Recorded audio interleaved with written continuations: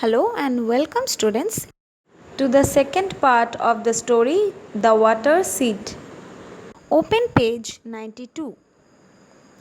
Now in the first part we came to know that the fourth man climbed up the mountain, the white mountain, in search of water, and there he found a cave. In that cave there was an old lady. In the second part we shall learn that what did the old lady do and how did the fourth man get water. So let us start. Where can I find water? The man asked her. The fourth man asked the old lady that where he could find water. The old lady said, "Go higher up the mountain." So the man kept climbing and soon reached the top. So the old lady suggested the fourth man to climb higher up the mountain to get water. The top of the mountain was covered with a thick layer of white snow. Layer means a sheet that covers something. So the fourth man did what the old lady told him to do. He climbed up the top of the mountain and there he found that the mountain was covered with thick layer of white snow. He broke off a piece from a white mountain. He wrapped it carefully and put it in a sack. So what did the fourth man do? He broke off a piece of ice or snow from the white mountain and he wrapped it up. Wrapped means covered. He covered it carefully and put it in a sack. Sack means a large kind of bag made with strong materials such as thick paper or plastic, etc. to carry goods. So he covered the piece of snow carefully and put it in a sack. And then he ran back to his village as fast as he could. When he got there, everyone ran to him to see what he had got. He was very tired but happy. Obviously, he was happy because he got water.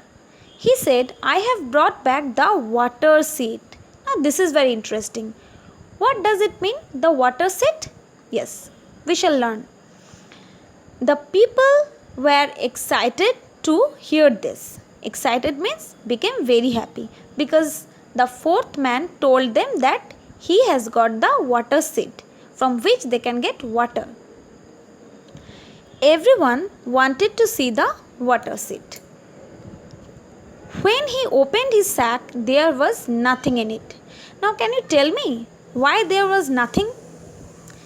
Obviously it was ice and it melted into water. So there was nothing in the sack. The snow had melted into water. A few drops of water dripped onto the ground and disappeared in the soil. Dripped means fell in small drops. So the snow had melted and few drops of water dripped on to the ground and disappeared in the soil. It mixed with the soil. Disappeared means got lost. Someone in the crowd shouted, "The water seed has fallen on the ground. Let us get it back." Now here lies the inner meaning of the story.